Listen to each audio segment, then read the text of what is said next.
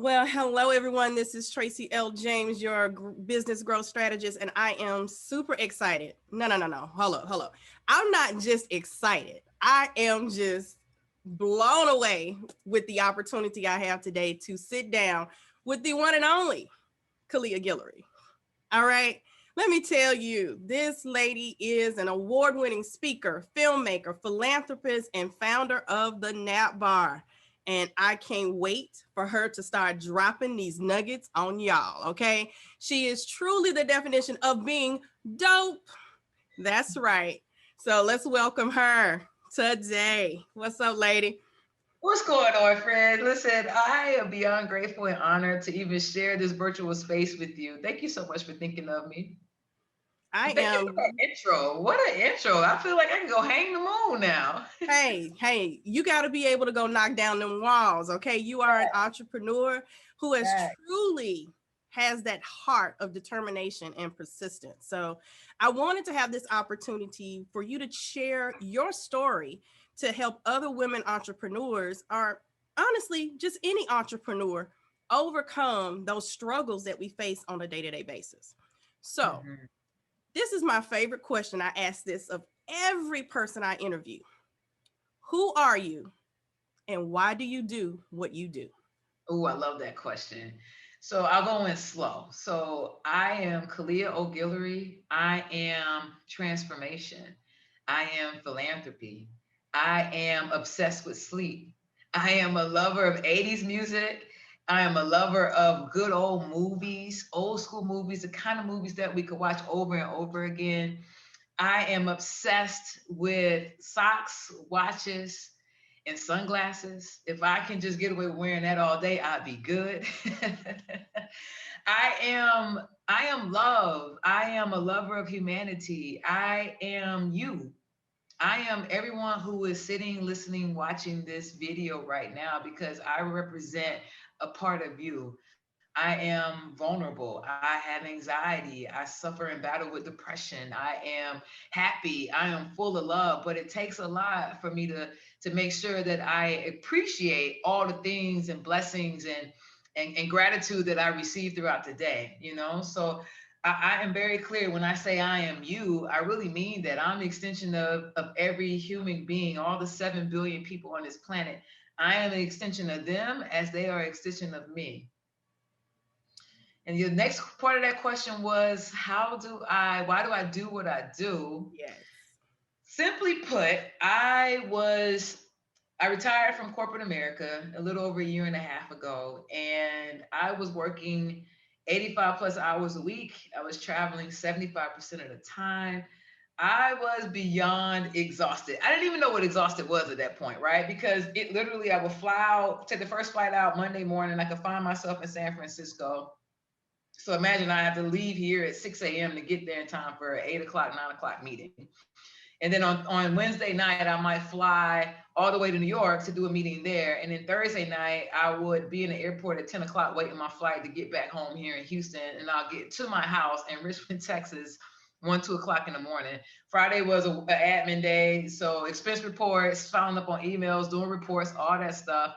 Saturday was a catch for all, whatever I didn't get done that particular week. Saturday was family day, but I found myself a lot of times in the home office so I could prepare for my next travel day on Monday. And that was my ongoing cycle. And I had this aha moment one day, and it was, and think about this. I was a lifer, meaning that I had planned to retire from said corporation, which was a Fortune 500 company. I was climbing the corporate ladder as fast as I possibly could. But then I always realized that when I got to the next rung on the ladder, something was missing. Like, it was like, okay, when I get to this rung, my salary is going to increase. When I get to this rung, I'm going to have more responsibility. But what I didn't realize is that every time I got to another rung, my fulfillment diminished. And I was at the intersection where my contribution and satisfaction no longer were aligned. And I had this aha moment one morning in bed, and I said, in order for me to fulfill my divine purpose, my ladder is leaning against the wrong building. In order for me to fulfill my why, which I got very clear early on what my why is, it was for me to, and is for me to allow generational curses to die with my parents, and I will birth a generation of wealth and knowledge. Now, the type of wealth I'm talking about isn't just in currency, it's in generosity, it's in love, it's in charity. In order for me to fulfill my divine purpose, my ladder needed to lean against the building that had my name on it. So I can dictate the vision, I can dictate the values, I can dictate the culture of how I wanted us to operate and represent the entire world. So you ask why I do what I do. That's my why. It's because I am on a journey to break those generational curses, and birth a generation of wealth for the folks that are to come behind me. Didn't I tell y'all she was dope? See, this is what I'm talking about. And see, everything that you shared, this is who you are. You feel it. If you're in the room, if you're around in that space, you feel it because that's your heart, that's your passion, and you allow it, it emanates from inside of you. Whenever you're at that point where you're truly fulfilling your purpose, the reason you were created to be here, guess what? Everybody around you feels it. I get goosebumps when I'm around someone and they're functioning in their purpose. Same It here. makes me Same here. feel good. And you can spot it, right? You can be like, Yes. ooh, they're operating in and not only just their purpose, but their divine purpose. Like they are doing exactly the thing they were created to do. Yes, they have taken that talent that was birthed in them and they have honed it, they have developed it, and they are sharing it with the world.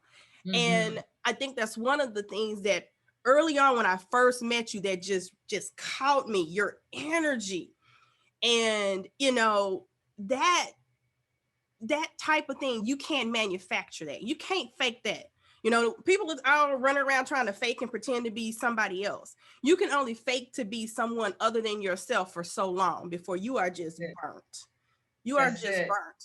And you mentioned something about the fact that there was just something missing. And I know what that feels like. That was my aha moment in corporate America. I climbed that ladder, that Fortune 500, 100 company, whatever it was at the time, trying to accomplish this goal I set for myself. And it didn't feel good on the road, making great money. Don't get me wrong. Oh, the paycheck was nice.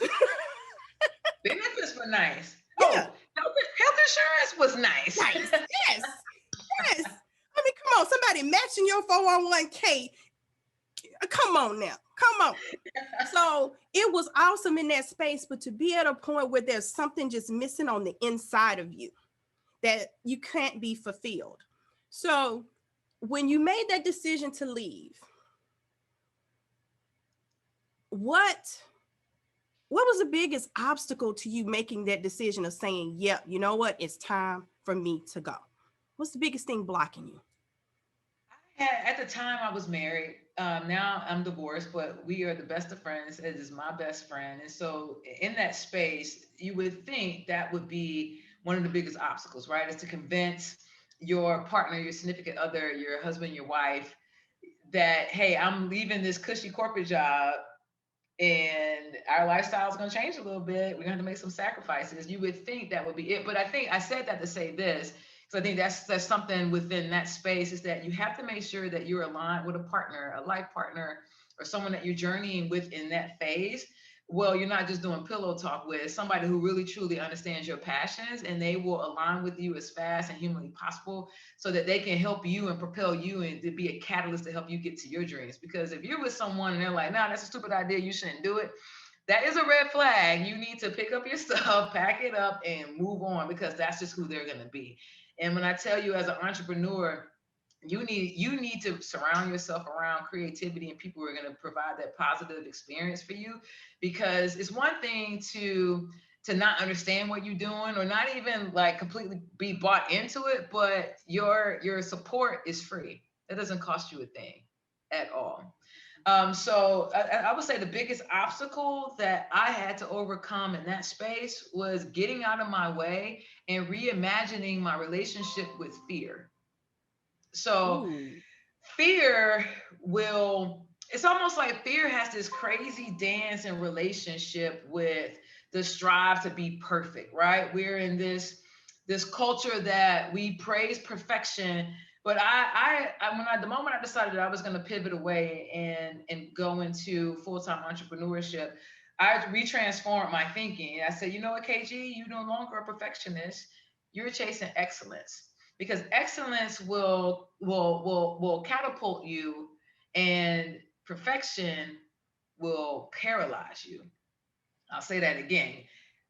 If you're chasing excellence, it will catapult you, because you can always rechange things, right? Because that means you put it out into the universe. But when you're striving for perfection, you're never going to release it, because you're always going to be trying to make it perfect. And then 10 years go by, you're talking about, oh, I'm writing this book. Well, 10 years has gone by. Is the topic even relevant right now? that So will true. that will paralyze you. So I had to change my relationship with fear and reimagine what that will look like. And fear is like my best friend. Fear is my homie. Fear is my ally. I do a lot of stuff with fear, and I'd be like, all right, fear, what we gonna do today? Because if fear wasn't my ally or my homie, then fear would stop me in my tracks and be like, you're not good enough for this. You're a love child. Like nobody, your father's side of the family, they didn't want nothing to do with you when you were a baby, because that rejection, the fear of rejection and the fear of just the vulnerability within it all will allow me in business be like, oh, you can't do that. You're not worthy of that. You're not worthy of that happiness. That's what fear would tell me. But when fear became my best friend and an ally, I was like, all right, kid, you got it. Let's go. Let's give you this pep talk. Let me give you this high five, because fear understands that I need an essence of that fear for me to do what I need to do so I can truly achieve my greatness. And that whole deal of changing that perspective about fear, that completely changed my life. I read the book Year of Yes by Shonda Rhimes. Son of rhymes. Yep, so did I. Changed my life, because literally when I finished reading that book, I said, okay, I'm going to commit to saying yes to the things that scared me. And I'm thinking this is not going to be that hard. That's what I was Mhm. thinking when I got started, because I didn't think I was a fearful person, but I didn't realize that I had spent so many years just existing, that when new opportunities presented themselves and it was like, Tracie, step out there, Tracie, go do this, Tracie. So now when I get that feeling of fear starts to come up in me when an opportunity presents itself, that's my indicator. Go after it. Yes. Go after it. Take a Yes. look at it, make that calculated risk, run straight Go. toward it. And when I do that, that's when the success comes. That's when I feel like I'm making the most impact. Hmm. So I mean, I feel you there. I'm right there with you, making your friend, your fear, your ally. Yeah, you got to face it and be able to overcome them, because without a doubt, as an entrepreneur, you're going to face things that are going to be difficult. Hmm. It's not going to be an easy thing. So tell me this, share with the audience about the birth of the NapBar. Why the NapBar? So, like the reality of this is that I have been an avid napper since I can remember. I was the kid in kindergarten when the teacher said it's nap time. I grabbed my red and blue mat. I was in the corner. You had to come and shake me to wake me up. Like there were no problems with me and my naps. And I continued to nap throughout high school. I played basketball. I was an athlete, so I didn't know at the time the reason why I felt better after naps is because of the productivity and the proven scientific studies that prove why napping helps the entire body. And we get into that in a little bit. And even when I got into college, I was on scholarship at the University of Central Florida. And that's when I discovered the beauty behind power napping. Like I would take 2 power naps, sometimes 3 throughout the day. I was on a full ride. I had to maintain the GPA and I had to balance work, or not work, but working out, basketball, as well as school, and also had a little bit of a social life. I managed to squeeze in Pledge and Delta Sigma Theta sorority incorporated. So I listen, my naps were life, right? And so as I continued to nap throughout college and throughout my corporate career, I found myself taking naps in my car. And we're in Houston. The summertime is brutal. It was Yeah. hard to find a covered parking garage, depending on what side of town I'm in. where the parking attendant was cool and understood I was just there for a nap and wasn't going to interrupt me. And when I was traveling, I was napping in unused conference rooms, as well as those uncomfortable blue chairs in airports. And it was on a fateful day. I was carpooling in with my then wife, and it was around my nap time. And I said, "Hey, it's nap time, but you're in the car. This is going to be kind of weird." She said, "Well, it's Houston. Google naps in Houston. I'm sure there's a place where you can go and pay by the minute or something." I was like, "You know what? You're right. It is Houston. We're innovative here." Google, a minute later, I looked at her. I was so disappointed. I was like, "Can you believe that doesn't even exist? It's happening all over. It's across the pond in Europe and Japan, but not here." And she looked at me and she said, "Well, you should create it." And I was like, no one's going to pay me. No one's going to swipe their card to come and take a nap when they're going to say, "Oh, I could just do it at home." And she's like, "Yeah, but you can't do what you want to do right now at home because you're not at home." I was like, you got a point. So that night, tossed and turned, couldn't sleep, woke up, went into the office, and I just started researching the benefits of naps, like the scientific studies behind naps. And the next day, I went onto Facebook, and the survey polled my friends and said, "Hey, all right, what adults are out here taking naps every single day?" 90 some odd percent of the folks was like, "I am." I was like, okay, well, if you could take a nap, on site at in your location at work, or there was somewhere where you can go that was a safe haven and we curated these rest sanctuaries for you, would you go? And 90 some odd people were like, "Heck yes, where is it?" I was like, okay. And I was like, "Well, how much would you pay for said nap?" And they answered, and I said, "Okay, well, what else would you want there? Aromatherapy, pillow mist, a massage? Like, what would you want? A shower?" I literally built the entire business plan. 90% of it was based on feedback. So I was beta testing before I even knew what I was doing because I knew I wanted to curate something not just that I wanted, but something that was truly going to solve the $411 billion US economic loss due to sleep deprivation. So what that means is that millions and millions of Americans call off from work every single day, that resulted in a $411 billion loss in productivity because they were not running errands, going to the doctor. They were tired. They needed a mental day, meaning they sat in the bed all day and slept. I used to schedule the first Wednesday of the second Wednesday of the month was my mental day. So I had it set. It was on my calendar, and all I did was sleep because I was exhausted. Mm-hmm. So that's really how NapBar came about. It's one of those things that when I saw, I remember the post where you were gathering. I remember you asking the questions, and I was like, "Yeah, man, I nap. I used to hate to nap as a kid. I was the kid that didn't want to get my mat. Okay, I wanted to help the teacher. I wanted to go to the principal's office. Yes, that was me. So now, as an adult, I learned to embrace the benefit of the power nap, especially traveling all the time. And when I started my last business teaching dance, a lot of times I would be out all day going from school to school, daycare center to daycare center, teaching classes. And I couldn't always get home to take a nap. Now, at the time, I had a Chevy Astro van, old school Chevy Astro van. Oh, old school Astro van. My best friend. I used to actually go and park and crawl in the back of the van and take a nap in between classes. And my dad hated it because he was like, "What if somebody breaks in, tries to take the car, and you're in it?" And so it wasn't the safest thing. But hey, I did it because I needed that burst of energy to get through the rest of the day. So I was super excited when I saw the announcement of your spot opening. And I was like, this is going to be so cool. And to see you put this together, you identified a need that started just with you. And then you didn't do it because normally what we all usually do is we just run with it. Oh, I need it, so everybody else needs it.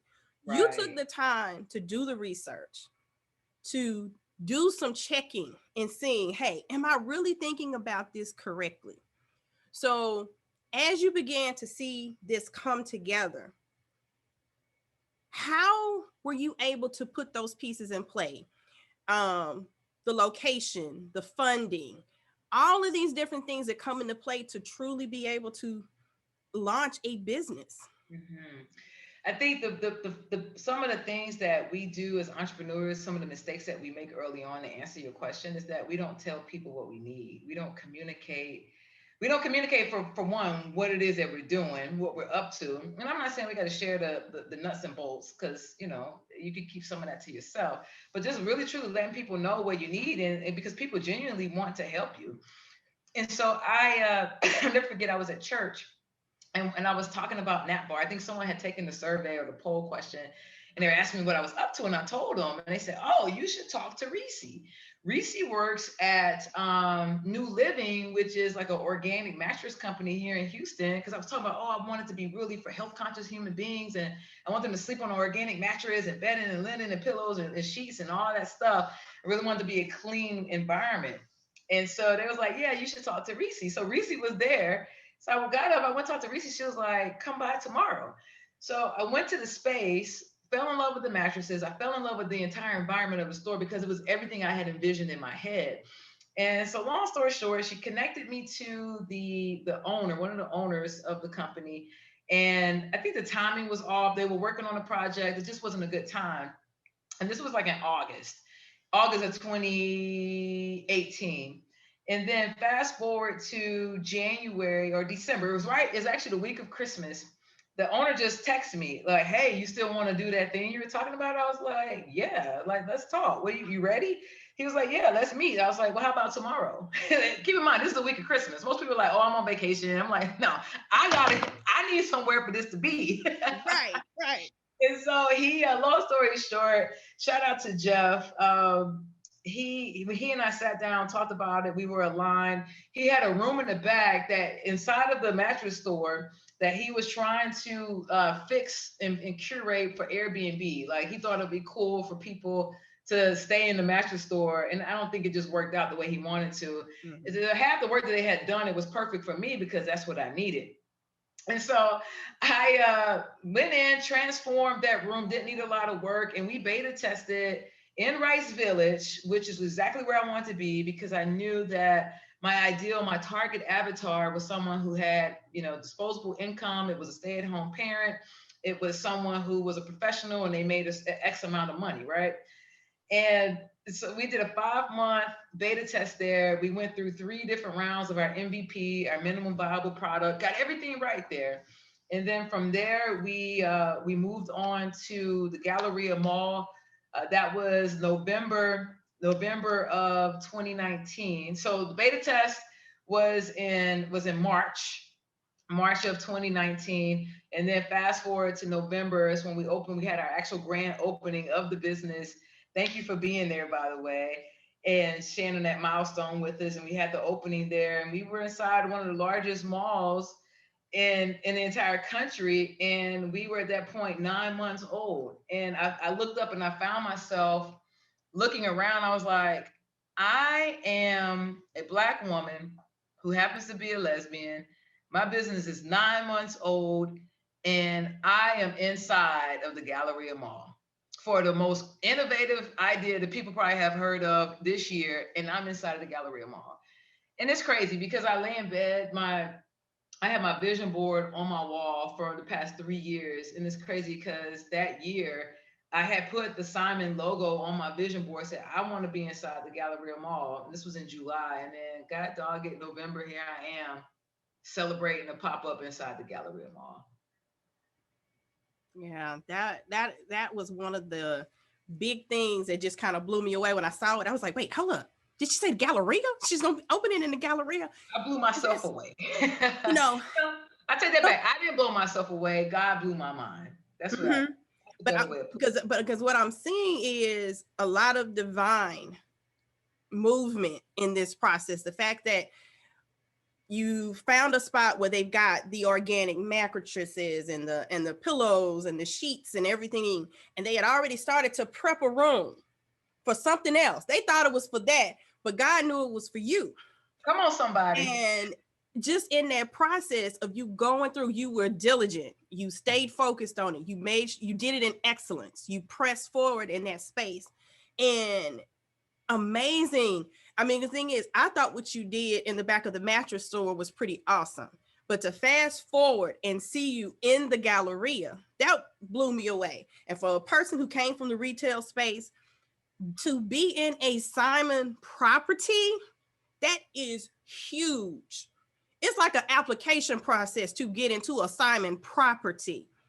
Yeah. You know, that's huge. So that blew me away. And and I think sometimes that we discount what we can do, but we forget what God can do through us.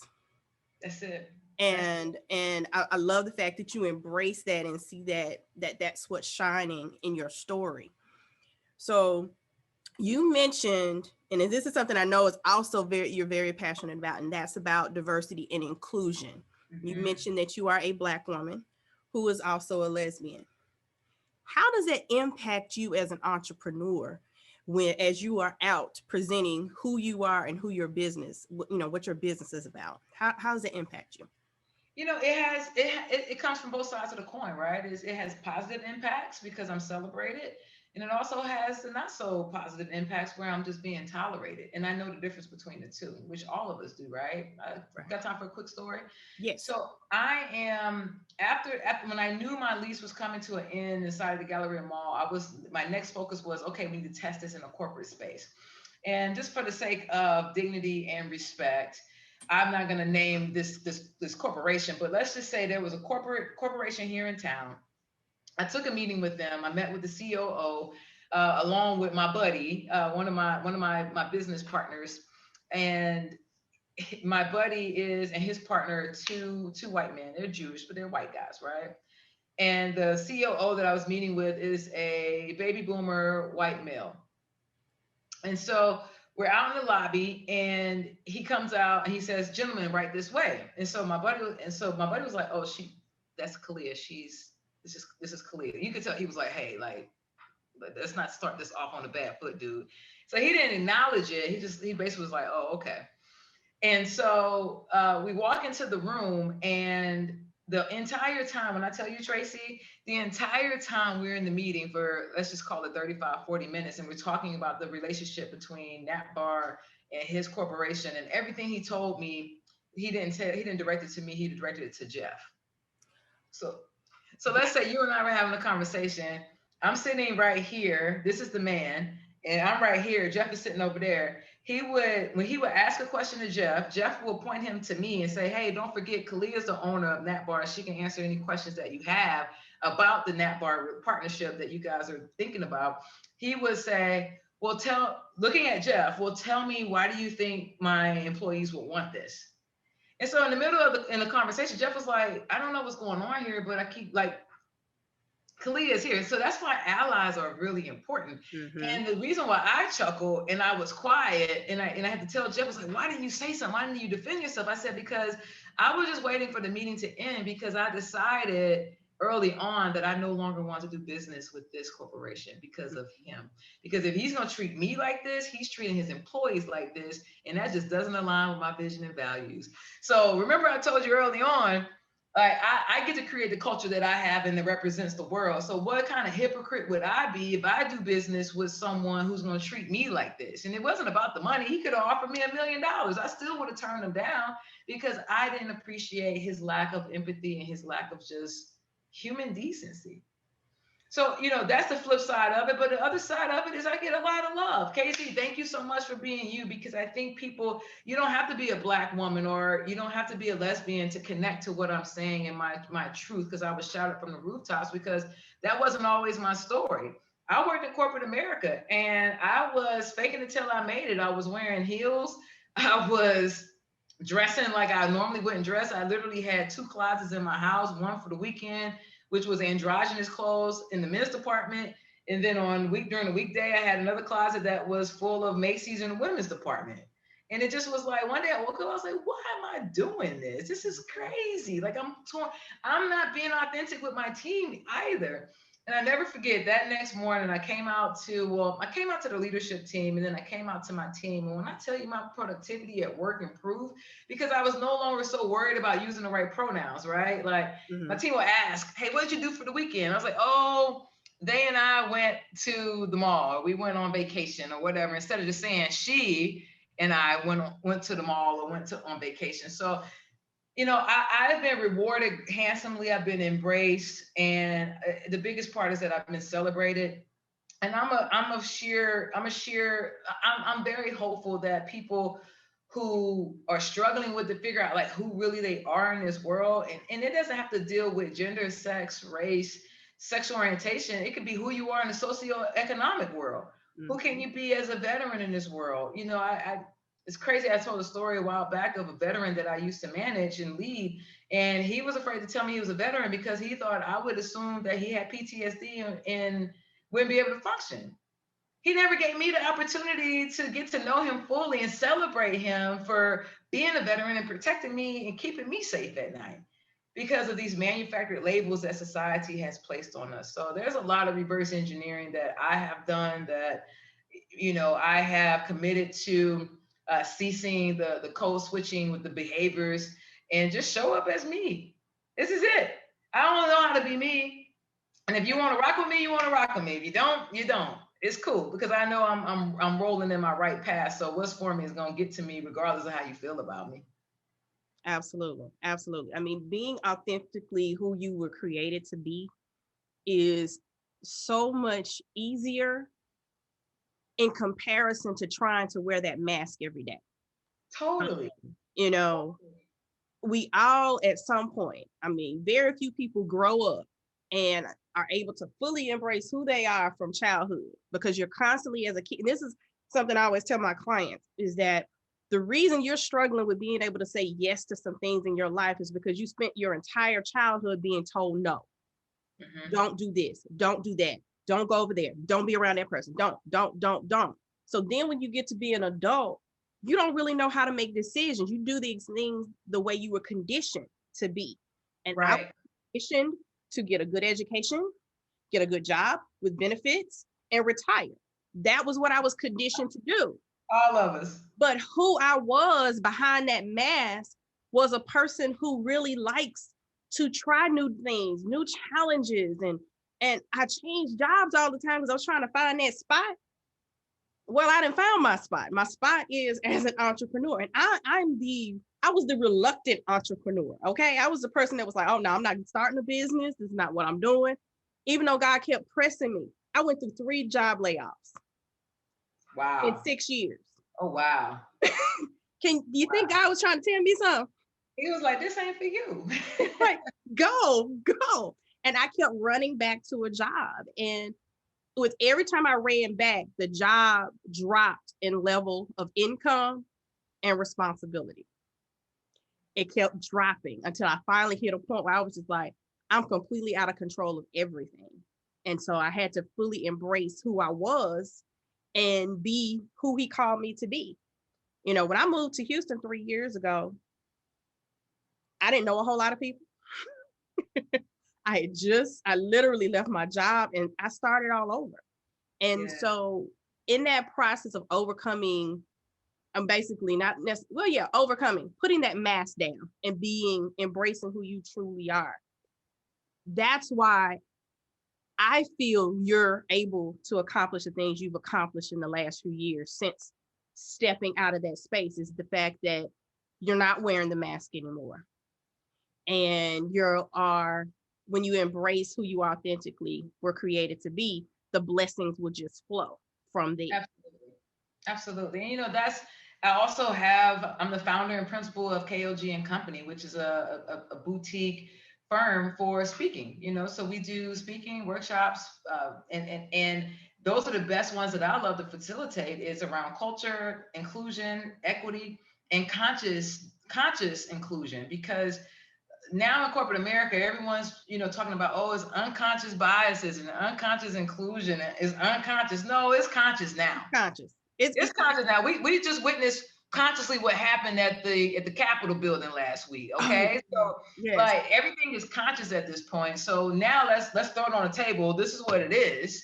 We consciously are doing these things. So now how can we course correct? So you know, I really love partnering with corporations and even small businesses to come in and deliver keynotes, trainings, and workshops just so people could learn through my journey and do better. Because when we know better, we do better. Absolutely. So, as an entrepreneur, what advice would you give other entrepreneurs on their journey? You know, how can they fully be the best leader they were created to be? First I would say start with a give back. What's going to be your give back, and how are you going to pay it forward? Because I tell you, the best part of the year for me is my give back strategy, right? It's being able to work through the Cynthia A. Guillory Foundation, which is attached to NapBar. And this past holiday, we paid off 130 some odd layaways for families here in Houston in the underrepresented community. And we did some collaborations and partnerships. But when I tell you, Tracie, that's my favorite time of the year, because one, my mother passed away in 2002 from ALS, and it helps me stay connected to her because that was her spirit. It's giving. And just to be able to do some good in my community that I live in, that I serve, and see the results of that, because I trust that those people, when they're in a better situation, they'll be able to also reach back, pay it forward, and give back as well. So I would say always figure out what's going to be your give back arm to the community that you're serving, because they're also serving you as well. Number two, I would say, we kind of just talked about this, is stay true to yourself. You are going to have a lot of naysayers, when we're just having conversation with people, and they might have the best intentions for us, but we can't expect other people to understand our journey and to understand who we really are and why we do the things that we do. It's okay to disagree. It's okay. It's okay not to be the popular vote. It's okay. And it's okay not to follow the masses when that gut intuition, that feeling is telling you no, but you keep bumping your head against the wall. My grandfather used to say, if it causes anxiety, it ain't for you. If it makes you anxious, it's not for you. And I believe that wholeheartedly. Now, am I saying it's going to be easy? No, it's not going to be easy. But if you constantly are bumping your head against the wall, if you're constantly feeling out, going back to corporate America, but every time you go back, your pay grade and your responsibility is less and less and less, you might need to sit still and assess, like, what am I doing here? Number three, I would say, I posted a video on this on my social media a couple of days ago, and it's protect your energy. And what I mean by that is we have got to stop sharing our vision with folks who don't have the capacity to understand our greatness. Like that vision was given to me because it was assigned to me. I can't expect someone else to understand it and love it just as much as I do, because it wasn't for them. So I would say definitely protect your creative space and your energy by limiting what you share with simply everybody. I think I'm on number 4. Commit to die empty. I got this from a good friend of mine, Michelle Ngome, and she was on my podcast show years ago, and this stuck to me like, oh, like this is so good, and I would never forget it. And I share it every time I can. It's commit to die empty. And what she was talking about is, you go to a grave site right now, and that grave site is filled with billion-dollar empires that never were started because people could not get over the fear.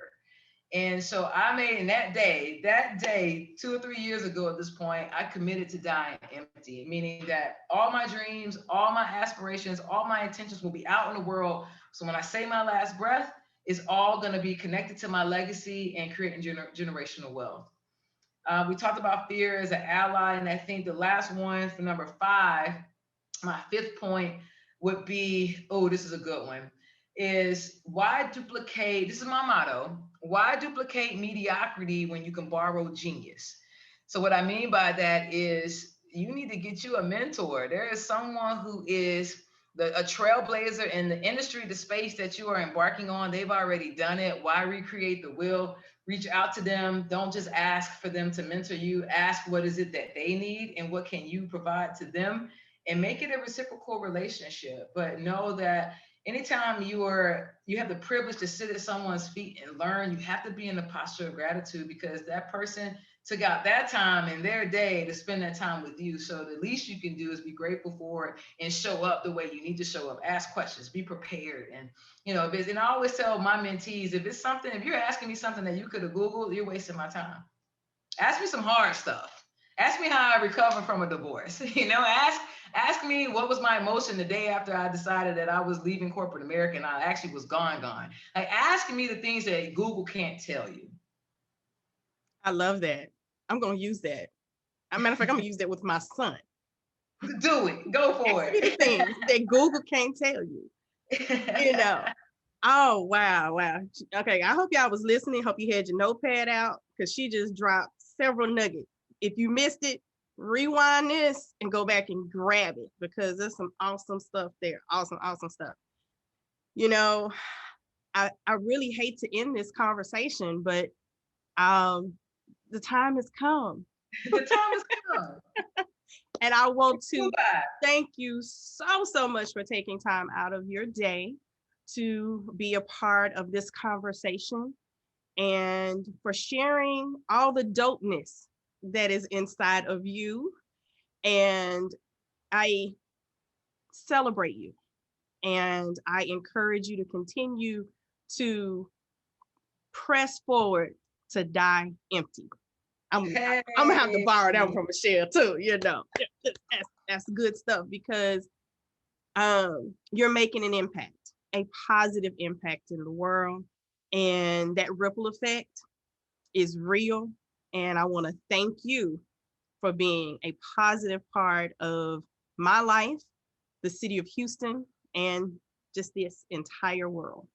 Oh my God, you about to make me drop a couple of tears. Listen.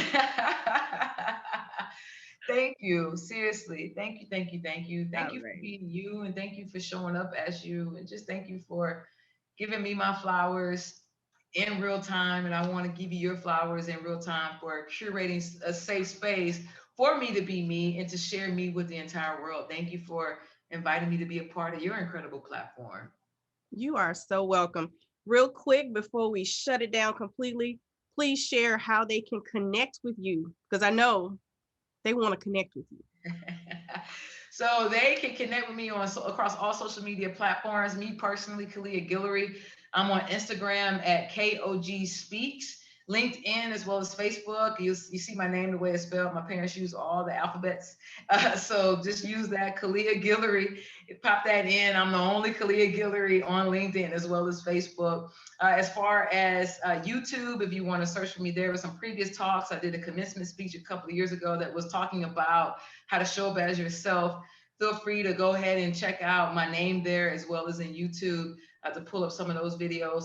In terms of NapBar, that's fairly easy. You can catch me on across all social media platforms, catch the business, I should say, at NapBar HOU. That's on Instagram, LinkedIn, as well as Facebook. And we're also on Twitter, and we're at KOG at NapBar NapBar Now on Twitter. So that's where we're at. All right. Awesome. We'll also capture that in the comments below. So thank you all so much for joining us. And as always, I encourage you to step out and do it regardless.